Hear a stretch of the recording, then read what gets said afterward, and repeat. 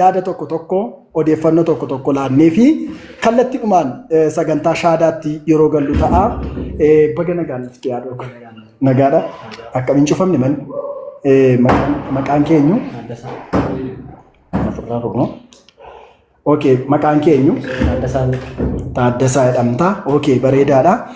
Taaddee isa jalqabaa otoo gara shaadaa qabachuutti hin deemin dura islaamummaa maal akka inni ta'ee fi islaamummaa booda immoo dhiibbaan akka inni jiru ati immoo dhiibbaa yookaan chaalenjii sana keessatti nama akkamii akka ati ta'uu qabduun gurra si buusuu barbaada.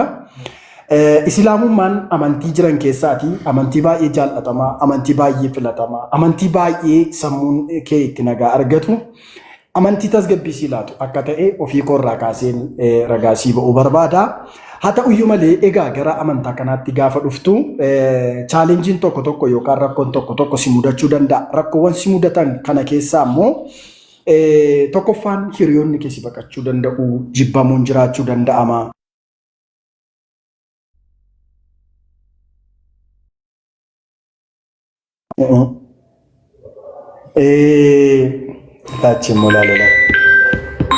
Isa kanaaf gabaabaadhumatti kanan siin jechuu barbaadu yoo jiraate filannoo diin godhamu qaba. Maaliif? Wi-Fi irra jira maa? Wi-Fi miti? Nakki. Wi-Fi deebisii doosaati. Hincuftee mee yaadir. Gabaabaadhumatti kanan sii gabaabsee gara ustaazotaatti si dabarsu chaalenjiin garaagaraa ni jiraata. Jibbamuun ni jiraata. Hiriyoonni kee kaleessi si wajjin nyaatan, si wajjin dhugan, si balaaleffachuun ni jiraata. Sababii kun hundumtuu immoo amantaan Islaamaa, amantaa haqaa, amantii dhugaa akka inni ta'e wanta ta'eef malee dhiibbaa kan biraa qabaatee miti. Tokko akka seera biyyattiitti seera mootummaa federaala Itoophiyaa bara 1995 keewwata 27 irratti kan tumame ilmi namaa kamiyyuu amantaa barbaade hordofuu ni danda'a, jijjiirrachuu ni danda'a, labsachuu ni danda'a, lallabachuu ni danda'a jedhee seerri mootummaa biyya keenyaallee nuuf kaa'ee yoo jiraate illee amantiin rabbii biratti jaallatamummaa fudhatamummaa qabu amantii Islaamaa ta'uusaa gamanumaan sitti himuu barbaada. Amantii Islaamummaa keessatti nama jabaa, nama cimaa, akkasuma nama naamusa qabeessa, nama obsa qabeessa akka ati taatu sitti himuu barbaadaani. Chaalenjii gurguddaan dhufuu danda'a. Bilbilli garaagaraa sirratti bilbilamee wanta nama mudate irraa ka'een sitti himaa, doorsifamuun jiraachuu danda'a, arrabsamuun jiraachuu danda'a. Wantoota hanga lubbuu keetti si yaaddeessan jechoonni garaagaraa si mudachuu danda'a. Harreefuu ji'a tokkoo fi ji'a lammaffaa koofan deemaa jira gara shaadaa kanatti amma dhufetti chaalenjii dabarse waan hin beeku irra dhaabadhee si hiraa jira. Wantoota kanaan doorsisa bilbilaa teeleen ni jira. Akka qaamaatti namoonni rakkoo sirraa uumuu yoo barbaadan immoo seera biyyi itti kabajamte keessa waan jirruuf nus obboloonni kee si wajjin waan jirruuf akkasuma uummanni Islaamaa miliyeenaa ol si wajjin kan jiran yookaan obboloota keetii, obboleettiin dubartiin immoo obboleettii keetii kanaaf kallattiidhumaan jabaattee cimtee onnee godhattee sibiila taatee dhakaa taatee akka ati diinii amantii kanaa duukaa bu'uu dandeessu gamanumaan dhaamsa sii dabarsaa galatoomi siin jechuu barbaadaani. Itti aansee ammoo wanti akka ati gara Islaamummaatti dhuftu fi sababa siif taasise maalidha? Maal argitee yookaan maal dhageessee? Maal hubattee yookaan maal gaafattee haala kamiin gara Islaamummaatti dhufuu dandeesse gaafa jedhu si dhiyeessuun barbaada. Maaliif irra hedduun namaa mallaqaaf kan dhufan jiraachuu danda'a. Kan sodaachisni garaagaraa yookaan doorsisni adda addaa irra gaggeeffamee dhufu jiraachuu danda'a. Namoonni haala adda addaatiin gara Islaamummaatti dhufanii kaseenanii haalli akka isaan yaadan mallaqa fa'aa jira itti fakkaatee oolanii bulanii dhabanii deemanillee hedduu jira. Walumaa galatti gaafiin kiyyaa kallattii Islaamummaatti akka dhuftuuf wanni si kakaase yookaan wanni si fide maalidha jechuu barbaada. Walumaa galatti amantiin Musliimaa akka karaa dhugaa ta'e naaf malee wanta biraati. Amantichi karaan isaa karaa dhugaa wanta ta'e. Amantichi karaa dhugaa waan ta'eef dhiifama nurra bilbilamaa jira. Jechuun daawwan haala kamiin dhageesse kallattii kamiin maal gaafatti maaltu si galee yenna gara Islaamummaatti dhufte? Viidiyoo garaagaraa ilaalan ture yeroo dura abdii fedhes ilaalan ture. Kallattii sanaaf ilaale akkammoo amantiin dhugaanis karaanis amantii Musliimaa ta'e kan akka isaan arganii taatee malee yeroo wanta ilaale. Okay.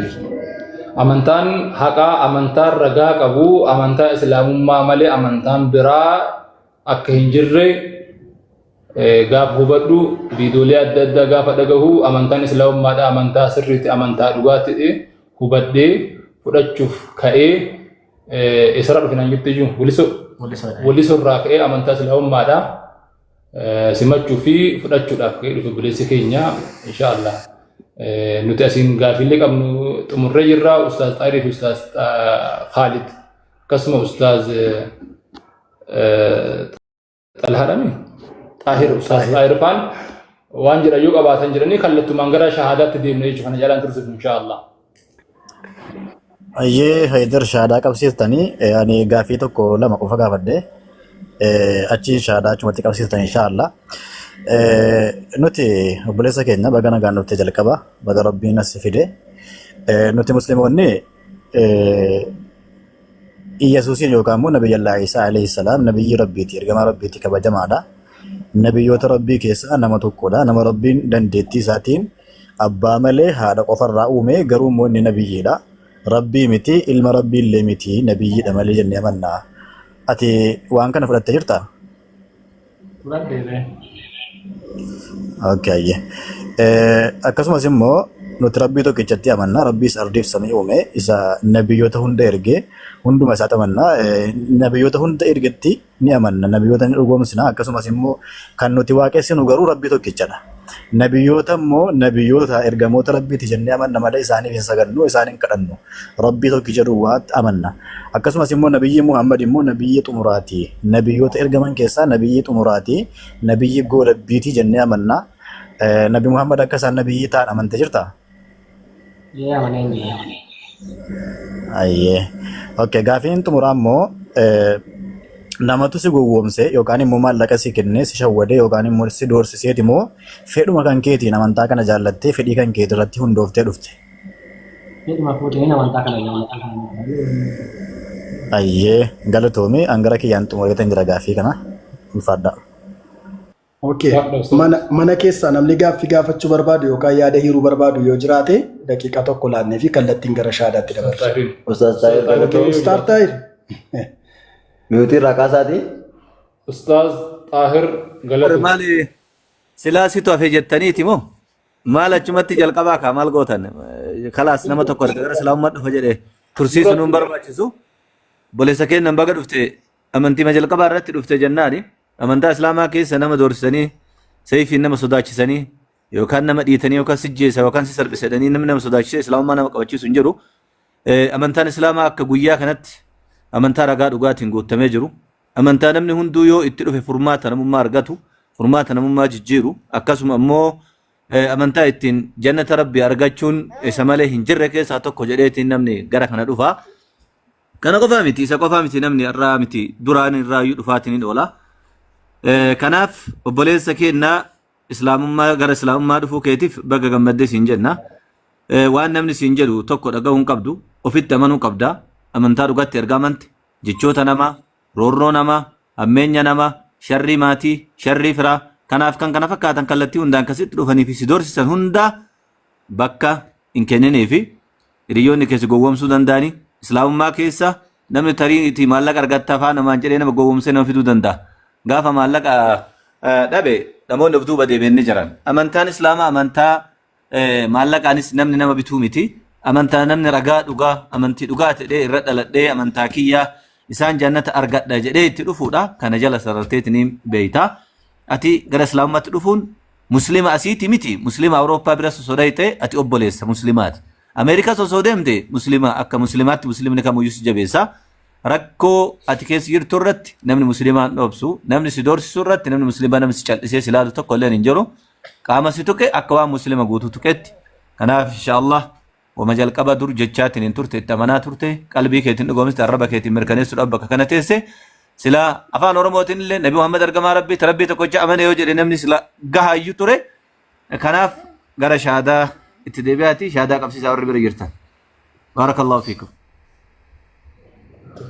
Hayyee sheekan kenna egaa hayyama nuu kennanii asumaan shaadaa qabsiisnaa obboleessa koo harkaan kee akkana goota. أشهد أشهد الله الله إله إله إلا الله إلا الله وأشهد وأشهد أن أن محمدا محمدا عبده عبده ورسوله ورسوله أن رقم بها أن رقم بها ربي تكملي ربي تكمله ربي برا ربي برا أكان جبرمان أكان جبرمان أك هنجره أكان جره محمد رقماته محمد رقماته رقم به رقم بها الله أكبر الله أكبر الله أكبر الله أكبر الله أكبر الله أكبر شهادة اتفوفا شهادة اتفوفا كفرين اتفوفا كفرين كفرين كفر